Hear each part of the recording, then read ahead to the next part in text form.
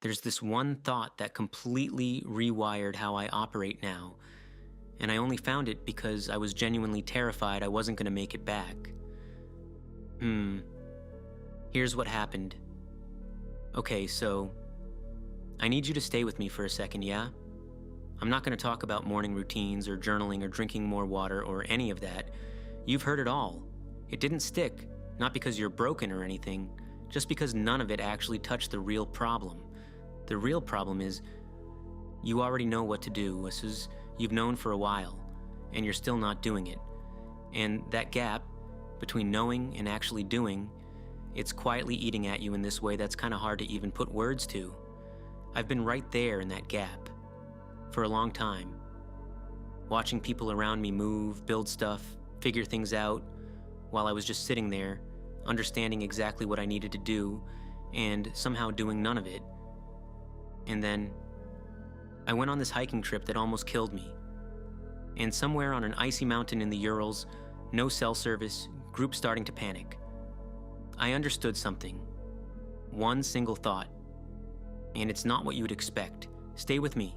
Let me set the scene real quick. This was during a rough stretch. You know the kind. Wake up and the first feeling is just this low, gray weight.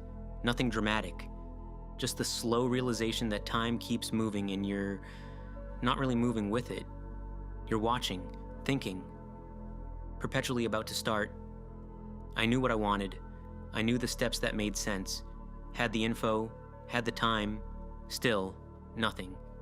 And on some level, I think I was hoping if I just thought about it long enough, clearly enough, the motivation would eventually show up and carry me, like it'd arrive one morning fully formed and I'd finally be ready. It didn't. So instead, I went on this trip. Ural Mountains, deep winter, the kind of remote where far from civilization isn't poetic. It's just true. Small group, hard terrain, conditions fine, until they weren't. And on one climb, icy slope, fog rolling in, visibility dropping fast, something shifted in the group. Physically, it was still manageable, objectively, but the scale of it hit us all at once. The mountain above still looked massive. The path behind felt so far, and that combo, how much left, how far we'd come, it created this mental spiral that had nothing to do with real danger. People froze. I froze, not because we couldn't move, because we were suddenly looking at the whole thing at once. And here's what that moment taught me about every goal I'd ever abandoned. Big goals feel overwhelming not because they're impossible, but because your brain tries to hold the entire journey at the same time. Every step you haven't taken yet, every obstacle you can vaguely picture, every version of yourself that might fail somewhere along the way. And when your brain does that, it creates something that feels like paralysis but is really just inertia. The inertia of not moving, the habit of stillness. Procrastination isn't laziness. I want to be really clear on that because you're just lazy is both mean and wrong. Procrastination is inertia. It's a body and mind that got really comfortable with zero effort. And now, effort feels like this huge, unnatural thing that needs some special internal switch to flip. You're waiting to feel ready, waiting to feel motivated, waiting for that green light inside that isn't coming, because that's not how it works. Here's the uncomfortable part. Motivation doesn't come before action. It comes after. I know that sounds backwards. Probably feels backwards if you've spent years waiting to feel motivated first. But the research on behavioral momentum, and honestly just normal human experience, keeps saying the same thing. Action creates energy, not the other way around. Your brain sees movement and goes, something's happening, something worth continuing. And it starts releasing the chemicals for focus, engagement, forward motion. It's almost mechanical, almost embarrassingly simple. But we've been thinking about it wrong the whole time. We treat motivation like a prerequisite. Gotta have it before you can act, so we wait. Waiting becomes default. Default becomes who you are.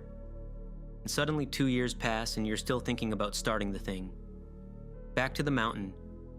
The moment things actually shifted wasn't dramatic. No big speech, no rush of courage. Someone just said, okay. Next step, just this one. Not the summit, not the whole descent, not camp or warmth or the end, just the next foothold, right there, 6 inches up, and something in the group unlocked because that was doable. That was only that. You could do it without knowing how the rest turns out. And we moved, then kept moving. The mountain didn't get smaller, but how we related to it changed completely. That's the whole principle. That's what I've been running on ever since. When you feel stuck, not in crisis mode, just that quiet, frozen way, you don't need the full path. Don't need plans for every what if. Don't need to feel ready. You just need the next step. One, immediate, specific. And next steps have to be actually small, not start the business plan small, not begin my fitness journey small. Those are projects pretending to be steps. I mean, open the document. That's it. Just open it. Put on your shoes and step outside. Not run. Just outside. Write one sentence, post one thing. Do one push-up on the kitchen floor because you were standing there anyway. They feel too small to matter. That's exactly why they work. Your brain can't call them overwhelming because they're not. And once you've done the embarrassingly small thing, you're in motion. And motion has different physics than stillness. Quick example, because abstract stuff is easy to nod at. Say you want to run regularly. You've told yourself this before, probably bought shoes already. Traditional way, make a plan, schedule, commit to 3 days a week, track everything. Inertia way, today, just go outside. Don't even plan to run. Just be outside in the shoes. That's the mission. And what usually happens? You start moving. Because you're already there. And moving feels easier than standing still once stillness is broken. Or say you want to create content. Writing, videos, whatever. Traditional spirals into niche research, gear. I'll start when setup's better. Inertia says, write one thing today. One. Doesn't have to be good. Doesn't have to go anywhere. Just the act of writing produces the next sentence, which produces the next idea, which over time becomes something real.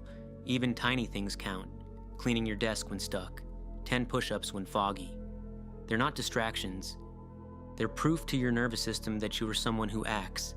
And that proof stacks. Here's what I want you to sit with for a sec. The shift isn't think positive or believe in yourself harder. It's more mechanical than that. And honestly, less emotionally heavy. It's just, stop asking, how do I climb this whole mountain? And start asking, what's the next step I can take right now? Not today, right now. Because the knowing-doing gap doesn't close with more thinking. It closes with one concrete, immediate action, no matter how small, that breaks the stillness and starts a new default. Action makes energy. Energy makes more action. Over time, that becomes a different life. Not overnight, not highlight reel material at first, but structurally different, because the habit underneath changed. You're building action inertia instead of stillness inertia, and whichever you practice more, gets easier. I'm not saying this is easy. The mountain was cold. Visibility sucked. We were scared, but we made it down. One step at a time. Not because we were brave and because we stopped staring at the whole thing and started looking at just the next foothold. That's all this is. You don't need it all figured out. Don't need perfect plan or right moment or the ready version of you. That version doesn't show up early. It shows up through the steps, not before. So the only question worth asking right now, at the end of this, is, what's one step I can take today? Not a plan. Not a whole life overhaul. Just one step. Specific. Small enough you can do it before you talk yourself out. Do that. Then, the next. Then, the next. The mountain doesn't get smaller, but you get better at walking. If this landed, the next video digs into why your beliefs are actually the ceiling on all this, and how to quietly start raising it. It's right there on screen. Tap it.